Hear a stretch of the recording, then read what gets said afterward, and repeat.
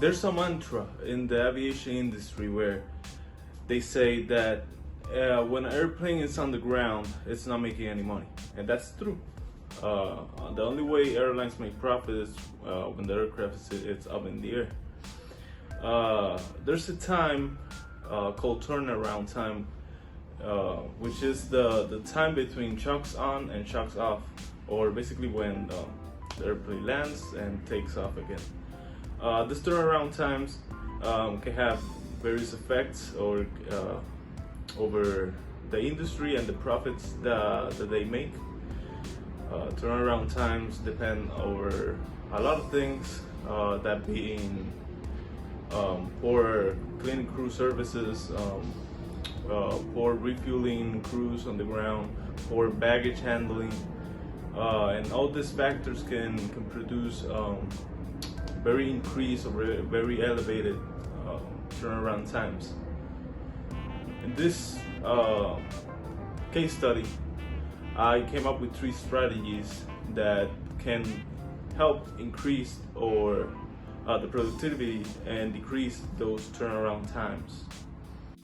In strategy number 1, I propose that airlines use technology to their advantage. One of these technologies that they can use it's robots. Let me explain myself. So since the pandemic or post-pandemic, airplanes have to have deep cleaning on the cabins every couple of days, but regularly every day, after every flight, it has to be disinfected before the cleaning crew can come and clean the rest of the airplane. This process takes time, obviously, but I think that that process can be improved using technology, using robots like the UV which is a Swiss robot which disperses UV lights all over the cabin while it makes a pass. It can clear 2 rows of chairs or basically a single small aircraft carrier, which only have two aisles, 1 aisle and 2 rows of seats. It can basically clean, disinfect everything with just one sweep, so it greatly advances the cleaning crew process, so they can embark quickly and get the job done, so the aircraft can be turned around. United Airlines is also using some kind of technology which is implemented by robots, which uses a special shield.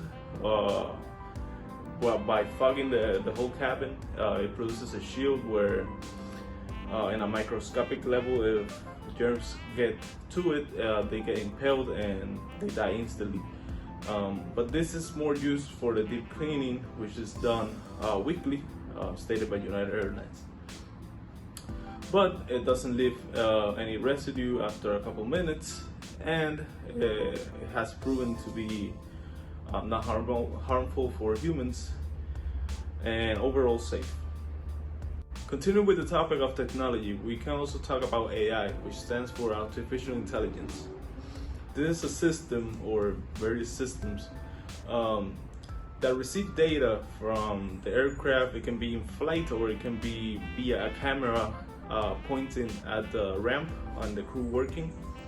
And this system or this AI can analyze thousands of data at a second and come up with new strategies and new ways to optimize times in certain areas, that be ground crew, cleaning, anything, you name it. You just put a camera, the AI analyzes it. PS is also used in flight, and it can be used to do predictive maintenance. Basically, it analyzes other flights and other things that have went wrong in certain flight hours, and it suggests, let's change this part because it may be can have a failure in 500 flight hours, for example. But going back to the topic, the ground crew can have a camera analyzing everything, It can help a lot to minimize the turnaround times, and obviously every time the aircraft is flying, it's making money. Companies that have implemented or have created systems that work with AI in the aerospace business are ones like Honeywell. Honeywell has a system. I think its name is Forge Maintenance System, which basically analyzes via camera and helps out with not only with the maintenance but with the turnaround times. The third and final strategy for improving turnaround times is the passenger boarding. Since the passenger boarding is where the turnaround time increases by a lot, we the passenger are the ones that delay the turnaround times the most. So my strategy for the boarding, so there's 4 types of ways airlines use to board the airplane. I'm gonna start from the slowest one to the fastest one. That'll be back to front. Back to front is the slowest one. That is when passengers embark the airplane from the back rows first to the front. At first you might think that'll be like the fastest, but now you'll be mistaken because of people trying to get into the middle seat or the window seat or the hallway seat. They'll be interfering one another, creating congestions in the rows. Apart from that, people trying to get bins, the carry-ons and the overhead bin can also produce delays. Sometimes people cannot get them in, so the flight attendant has to come and help them out, which creates delays in the turnaround times. The back to front method takes about 24 minutes to embark a whole plane, which is very slow.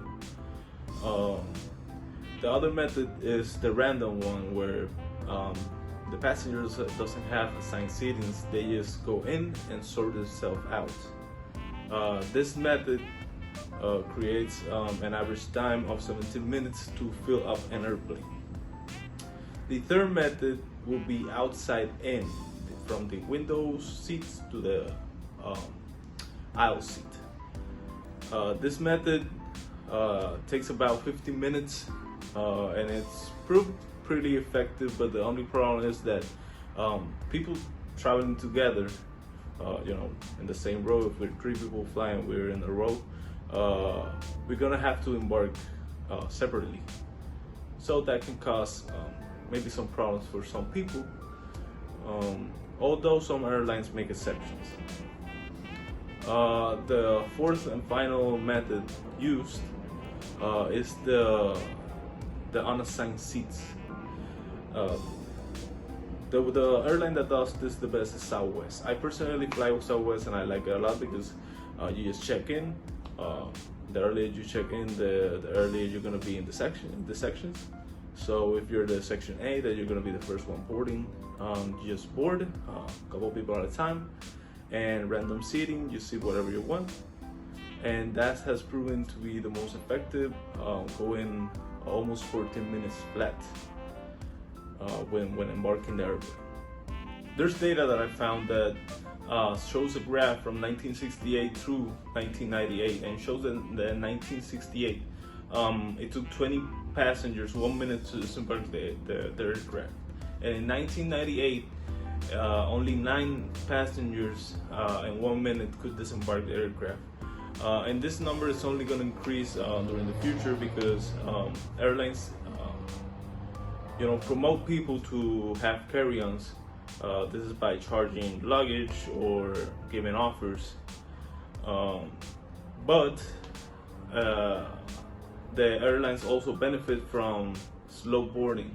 Why? Because some airlines can offer some passes, some early boarding passes, so they can board first, and they can profit from this. This is revenue. This is a whole business, and making money is part of the business. In conclusion, technology is the future, and the future is now. We're living in an era where technology is all around us and it's evolving constantly every day. Companies like Honeywell provide excellent products and excellent systems that help companies improve a lot, and more about the turn times, because turnaround times are everything. That's the time that it takes to board another fleet or of paying customers to translate to another area. And when they reach that area, the turnaround times has to go over again. So it's one of the most important aspects of flying and making a business profitable. So I think that implemented technology can really help most of these companies with a lot of the problems and improve overall their turnaround time. Thank you.